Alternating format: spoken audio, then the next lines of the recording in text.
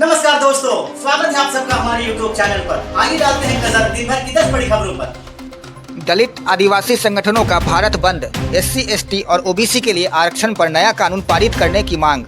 दलित और आदिवासी संगठनों ने बुधवार को भारत बंद का आह्वान किया है। यह बंद हाशिए पर पड़े समुदायों के लिए मजबूत प्रतिनिधित्व और सुरक्षा की मांग को लेकर बुलाया गया है। National Confederation of Dalit and Adivasi Organisation ने एक मांगों की एक सूची भी जारी की है। इसमें सबसे अहम अनुसूचित जातियों, अनुसूचित जनजातियों और अन्य पिछड़े वर्गों के लिए न्याय और समानता की मांग है। संगठन हाल ही में सुप्रीम कोर्ट की 7 न्यायाधीशों की पीठ द्वारा सुनाए गए फैसले से सहमत नहीं है। संगठन ने मामले में विपरीत दृष्टिकोण अपनाया है। उनकी माने तो यह ऐतिहासिक इंदिरा साहनी मामले में 9 न्यायाधीशों की पीठ के फैसले को कमजोर करता है, जिसने भारत में आरक्षण की रूपरेखा स्थापित की थी। NSCDROR ने सरकार से अनुरोध किया है कि इस फैसले को खारिज किया जाए, क्योंकि यह अनुसूचित जातियों और अनुसूचित जनजातियों के संवैधानिक अधिकारों के लिए खतरा है। संगठन SC, ST और OBC के लिए आरक्षण पर संसद द्वारा एक नए कानून को पारित करने की भी मांग कर रहा है, जिसे संविधान की 9वीं सूची में समावेश के साथ संरक्षित किया जाए। अकोला में शिक्षक पर अश्लील वीडियो दिखाकर 6 छात्राओं से छेड़छाड़ करने का आरोप। बदलापुर के बाद अब महाराष्ट्र के अकोला में स्कूल में छात्राओं से छेड़छाड़ का मामला सामने आया है। यहां एक जिला परिषद स्कूल के शिक्षक पर 6 छात्राओं को अश्लील वीडियो दिखाकर छेड़छाड़ करने का आरोप लगा है। छात्राओं की शिकायत पर पुलिस ने आरोपी शिक्षक को गिरफ्तार कर लिया गया है। अकोला SP बच्चन सिंह ने बताया कि एक स्कूल की 6 छात्राओं ने काजीखेड़ के शिक्षक 47 वर्षीय प्रमोद मनोहर सरकार के खिलाफ शिकायत दर्ज कराई थी। आरोप है कि शिक्षक छात्राओं से छेड़छाड़ करता था, साथ ही अश्लील वीडियो दिखाता था। पुलिस ने तत्काल शिकायत दर्ज करते हुए आरोपी को गिरफ्तार कर लिया है। साथ ही पीड़ित छात्राओं के बयान दर्ज किए गए हैं। आरोपी शिक्षक के खिलाफ BNS की धारा 74 व 75 और पॉक्सो एक्ट के तहत मामला दर्ज किया गया है। आगे की जांच की जा रही है।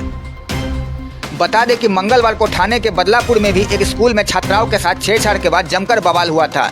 स्कूल के अटेंडेंट पर किंडरगार्टन में पढ़ रही 3 और 4 बच्चियों की 2 बच्चियों से उत्पीड़न का आरोप था।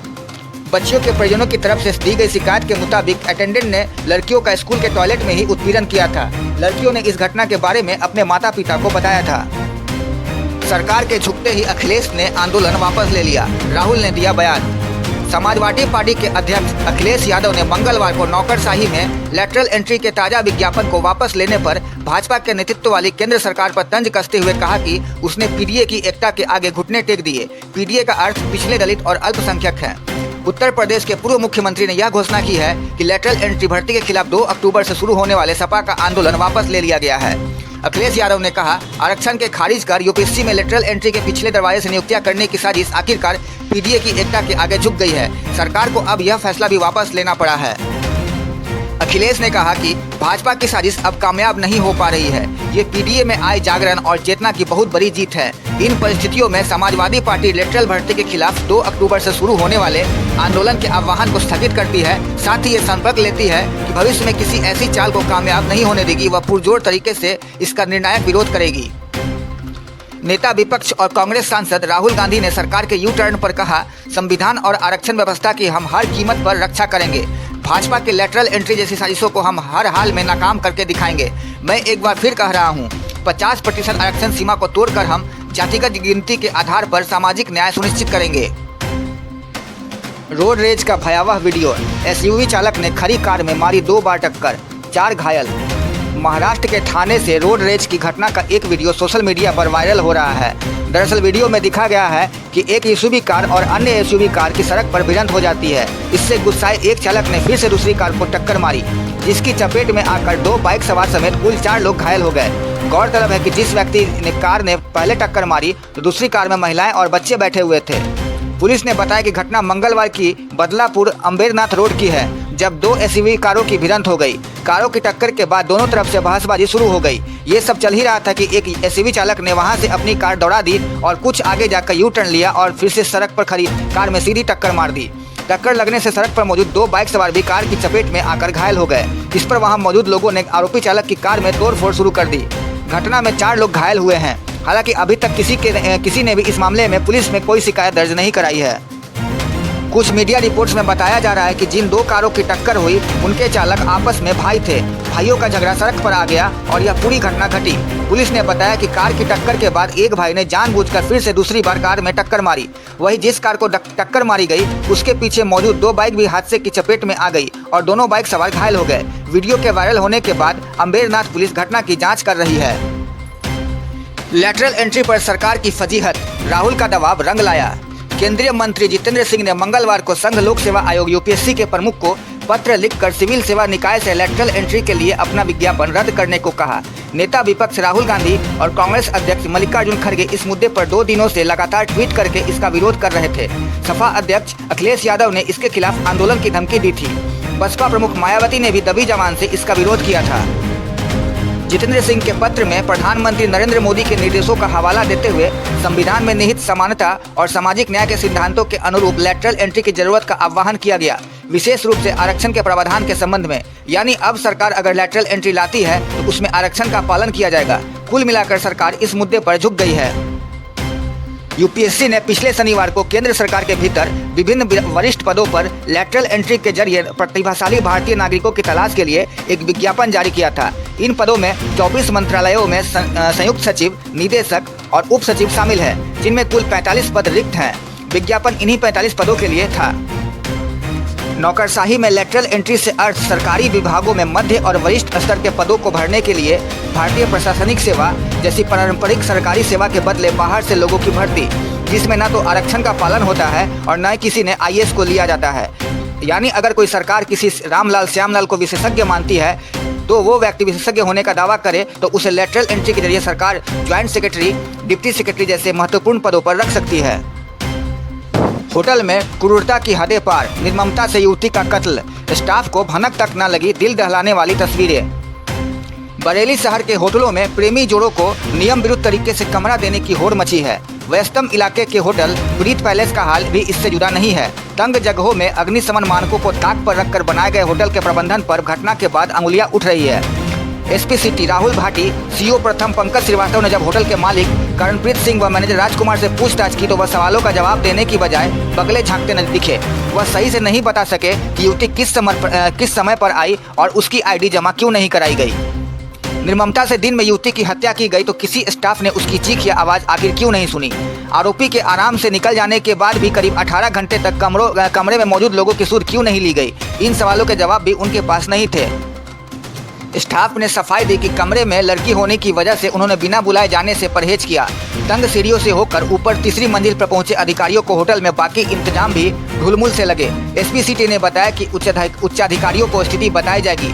होटल प्रबंधन पर भी कार्रवाई हो सकती है। बरेली कोतवाली से 100 मीटर दूर स्थित प्रीत पैलेस होटल में शाही कस्बा निवासी युवती फरजाना उर्फ सब्बो की गला रेत कर निर्ममता से हत्या करने के बाद मंगेतर आजमगढ़ निवासी आलम कुरैशी ने ट्रेन से कटकर आत्महत्या कर ली। मंगलवार दोपहर कमरे से युवती का शव मिलने के बाद कोतवाली पुलिस ने 6 घंटे में ही मामले का खुलासा कर दिया। दोनों की मौत के बाद की हत्या की वजह राज बनकर रह गई। अस्पताल में हैवानियत, मुझे बांधकर डॉक्टर ने रात भर दरिंदगी की, नर्स ने बताई उस रात की कहानी। मुरादाबाद के निजी अस्पताल में दरिंदगी की शिकार हुई नर्स ने आप बीती सुनाई तो फपक पड़ी। कुछ देर शांत रहने के बाद पीड़िता बोली, डॉक्टर रात भर उसके साथ दरिंदगी करता रहा लेकिन किसी ने उसकी मदद नहीं की। पीड़िता ने बताया कि अगर रात में किसी से शिकायत करती तो आरोपी डॉक्टर और उसके सहयोगी जहर का इंजेक्शन लगाकर मेरी हत्या भी कर सकते थे। इसलिए सुबह घर पहुंचकर परिवार को पूरी घटना बताई। दिलारी थाना क्षेत्र के गांव में रहने वाली पीड़िता ने बताया कि वह 10 माह से ठाकुर द्वारा के एक निजी अस्पताल में नर्स का काम कर रही थी। शनिवार शाम करीब 7 बजे वह ड्यूटी पर पहुंच गई थी। रात करीब 12:30 बजे उसके पास नर्स महनाज आई थी। उसने कहा कि अस्पताल की ऊपरी मंजिल पर डॉक्टर शहनवाज बुला रहे हैं। पीड़िता ने बताया कि उसने महनाज से डॉक्टर के कमरे में जाने से साफ इनकार कर दिया था। इसी दौरान वार्ड बॉय जुनैद आ गया और वह उसे जबरन खींचकर डॉक्टर के कमरे में ले गया। इसके बाद आरोपी जुनैद और महनाज ने कमरा बाहर से बंद कर दिया। आरोपी डॉक्टर ने उसके साथ रात भर दुष्कर्म किया। पीड़िता ने बताया कि उसे डर था कि आरोपी अपनी गुनाह छिपाने के लिए उसके साथ कोई घटना कर सकते हैं, उसे जहर का इंजेक्शन लगाकर मार भी सकते हैं, इसलिए वह सुबह होने का इंतजार करती रही। अगले दिन 10 बजे दूसरी नर्स आई तो उसने आप बीती सुनाई। इसके बाद पीड़िता ने घर आकर अपने परिवार को घटना की जानकारी दी थी। दुष्कर्म पीड़िता ने पुलिस के सामने कोर्ट में बयान दर्ज किए हैं। जिसमें उसने अपनी साथ हुई घटना की जानकारी दी है। दिलारी के गांव निवासी एक व्यक्ति ने ठाकुर द्वारा थाने में 18 अगस्त को आरोपी डॉक्टर शाहनवाज, महनाज और जुनैद के खिलाफ केस दर्ज कराया था, जिसमें आरोप लगाया था कि डॉक्टर ने उसकी बेटी के साथ दुष्कर्म किया है। महनाज और जुनैद ने आरोपी डॉक्टर का सहयोग किया है। पुलिस ने सोमवार को तीनों को गिरफ्तार कर जेल भेज दिया था। राहुल की नागरिकता पर स्वामी की याचिका PIL के रूप में सूचीबद्ध। राहुल गांधी की नागरिकता पर बीजेपी नेता सुब्रमण्यम स्वामी की याचिका पर दिल्ली हाई कोर्ट ने अब नया आदेश दिया है। इसने मंगलवार को निर्देश दिया कि राहुल पर सुब्रमण्यम स्वामी की याचिका को जनहित याचिका यानी PIL से निपटने वाली पीठ के सामने सूचीबद्ध किया जाए। अदालत ने यह आदेश तब दिया है जब स्वामी कानूनी रूप से लागू करने योग्य अधिकारी को बताने में विफल रहे, जिसके तहत अदालत निर्देश जारी कर सकती है। एक रीट याचिका में स्वामी ने लोकसभा में विपक्ष के नेता राहुल गांधी के खिलाफ अपनी शिकायतों पर स्थिति रिपोर्ट दाखिल करने के लिए गृह मंत्रालय को उच्च न्यायालय के निर्देश मांगे थे। इसके पीछे उन्होंने वो कारण बताया है जिसमें राहुल के ब्रिटिश नागरिक होने का दावा किया गया है। स्वामी ने 2019 में गृह मंत्रालय को पत्र लिखा था, जिसमें उन्होंने दावा किया था कि एक फर्म 2003 में यूनाइटेड किंगडम में पंजीकृत हुई थी और कांग्रेस सांसद इसके निदेशक और सचिव में से एक थे। उन्होंने पत्र में लिखा था कि वह ब्रिटिश नागरिक हैं जो ब्रिटिश पासपोर्ट रखने के बराबर है। स्वामी ने आरोप लगाया कि राहुल ने भारतीय नागरिक होने के नाते भारतीय संविधान के अनुच्छेद 9 का उल्लंघन किया है। यह भारतीय नागरिकता अधिनियम 1955 में है। स्वामी ने दावा किया है कि राहुल भारतीय नागरिक नहीं रह पाएंगे। भारत के संविधान के अनुच्छेद 9 में कहा गया है, कोई भी व्यक्ति भारत का नागरिक नहीं होगा या उसे भारत का नागरिक नहीं माना जाएगा यदि उसने स्वेच्छा से किसी विदेशी देश की नागरिकता प्राप्त की है। केंद्र सरकार द्वारा राहुल को 20 अप्रैल 2019 को नागरिकता के संबंध में शिकायत मामले में एक नोटिस भेजा गया था। 4 साल की बच्चियों से यौन उत्पीड़न पर रेलवे ट्रैक पर उतरी भीड़। महाराष्ट्र के ठाणे जिले के बदलापुर में एक सफाई कर्मचारी द्वारा 4 वर्षीय 2 स्कूली बच्चों के साथ कथित यौन उत्पीड़न पर मंगलवार को बड़ा विरोध प्रदर्शन हुआ है। पुलिस कार्रवाई में देरी को लेकर विरोध प्रदर्शन शुरू हुए। इससे सेंट्रल लाइन पर मुंबई लोकल ट्रेन सेवाएं पूरी तरह से ठप हो गई। सोशल मीडिया पर आए वीडियो में प्रदर्शनकारियों को रेलवे पटरियों के पार भागते हुए पुलिस पर पथराव करते हुए देखा जा सकता है। महाराष्ट्र के ठाणे जिले में लड़कियों के शौचालय में सफाई कर्मचारी द्वारा कथित तौर पर यौन उत्पीड़न किया गया। जिस विद्यालय में लड़कियां पढ़ती थी वहां भी प्रदर्शनकारियों ने तोड़फोड़ की। पुलिस में मामला दर्ज किया गया और सफाई कर्मचारी को गिरफ्तार कर लिया गया है। अदालत ने आरोपी अक्षय शिंदे को 3 दिन की पुलिस रिमांड पर भेज दिया। पीड़िता के माता पिता ने कहा कि सबसे चौंकाने वाली बात यह है कि पुलिस ने FIR दर्ज करने में बहुत देरी की। यौन उत्पीड़न 13 अगस्त को हुआ था। पुलिस ने मामला 16 अगस्त को दर्ज किया। उनके द्वारा दर्ज की गई शिकायत के अनुसार माता पिता को FIR दर्ज करने की अनुमति देने से पहले कथित तौर पर 11 घंटे इंतजार करना पड़ा। इस घटना के कारण बदलापुर में विरोध प्रदर्शन हुए। गुस्साए प्रदर्शनकारियों ने बदलापुर रेलवे स्टेशन पर लोकल ट्रेन को रोक दिया। 6 घंटे से ज्यादा समय तक ट्रेनें रुकी रही। द इंडियन एक्सप्रेस की रिपोर्ट के अनुसार मध्य रेलवे के जनसंपर्क अधिकारी डॉक्टर स्वप्निल नीला ने कहा कि बदलापुर रेलवे स्टेशन पर सुबह 10:10 बजे से रेल लोको विरोध प्रदर्शन ने मुंबई लोकल ट्रेन सेवाओं को प्रभावित किया और तत्काल फिर से शुरू होने के कोई संकेत नहीं है। चंपई सोरेन अकेले पड़े, 4 वफादारों ने साथ छोड़ा। भाजपा की मुहिम नाकाम। झारखंड में 2 हफ्ते से चल रहे राजनीतिक खेल का लगभग समापन हो गया है। पूर्व मुख्यमंत्री चंपई सोरेन जो भाजपा में जाने की फिराक में थे, अपने कदम पीछे ले लिए हैं। चंपई पिछले हफ्ते दिल्ली आए थे और दिल्ली में बैठकर उन्होंने अपनी नाराजगी X पर पोस्ट कर दिखाई। उन्होंने खुद को CM पद से गलत तरह से हटाने का मुद्दा भी उठाया। 1 हफ्ते पहले हालात ये थे कि चंपई सोरेन भाजपा में अब गए कि तब गए। दूसरी तरफ भाजपा उम्मीद कर रही थी कि झारखंड से बड़ी तादाद में विधायक दिल्ली आएंगे और चंपई के साथ भाजपा में शामिल हो जाएंगे, लेकिन ऐसा कुछ नहीं हुआ। चंपई के 4 विधायक भी मंगलवार को वापस हेमंत सोरेन खेमे में चले गए। जनवरी में एक मामले में ईडी ने हेमंत सोरेन को जनवरी 2024 में गिरफ्तार किया था। हेमंत सोरेन ने गिरफ्तारी से पहले इस्तीफा दिया और अपना उत्तराधिकारी वरिष्ठ पार्टी नेता चंपई सोरेन को बनाया, लेकिन उसके बाद हाईकोर्ट ने ईडी को फटकार लगाते हुए हेमंत सोरेन को जमानत दे दी। हेमंत सोरेन के आने के बाद स्थितियां बदल गई। चंपई सोरेन को इस्तीफा देने को कहा गया। जुलाई में हेमंत सोरेन फिर से राज्य के मुख्यमंत्री बन गए। चंपई सोरेन ने इसे अपना अपमान माना। वे X पर ट्वीट करते रहे।